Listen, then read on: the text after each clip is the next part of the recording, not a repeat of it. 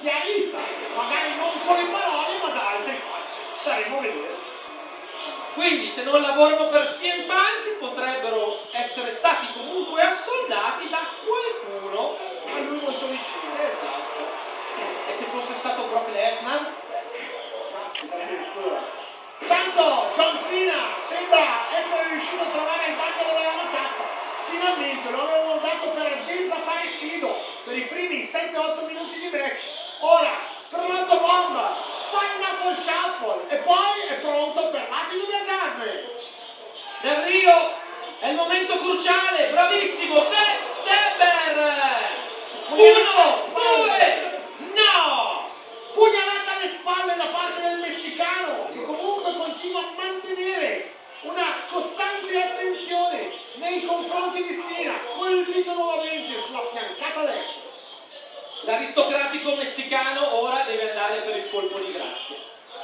Si batte il polso, come a dire, mi do la carica, ma ha perso un sacco di tempo e incassa uno swing neck breaker. Attenzione però, problemi alla gamba per Cena, probabilmente anche il muscolo sopra il ginocchio, il quadricipite, potrebbe avere problemi di tenuta. Si muove infatti al rallentatore. Nel raggiungere la sommità delle corde è lentissimo e Alberto Del Rio lo punisce con la manovra che può essere decisiva! E invece no, per un ciuffo d'erba! John Cena si salva per il rotto della cuffia, Alberto Del Rio davvero ad un passo dalla vittoria.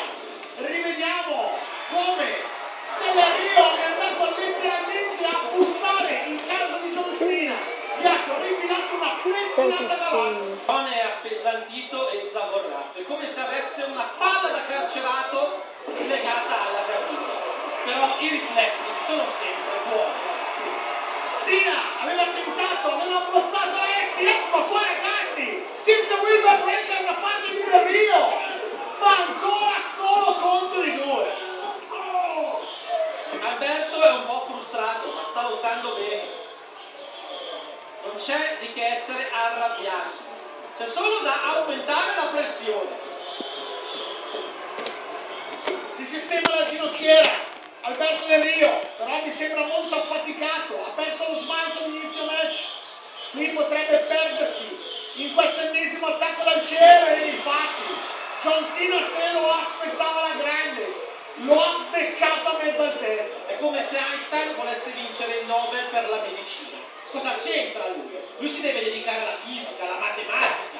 Qui Alberto Del Rio l'ha fatta fuori dalla tazza. Le tecniche acrobatiche dal paletto le deve lasciare a Re Mysterio, Sin Cara, Ma poi era già il terzo attacco simile, insomma, i primi due gli sono andati bene, il terzo invece no.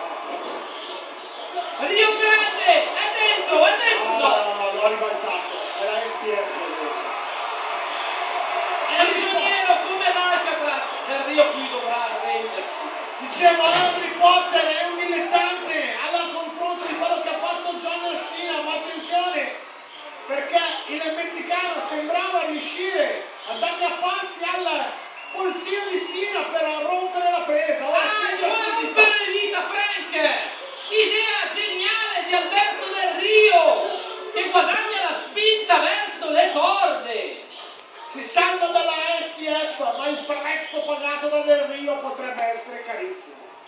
Che settimana strepitosa per quanto riguarda i match nella WWE. E questa è una Rio Grande attraverso le corde. È legale, squalifica? No! A 4 l'ha lasciata andare.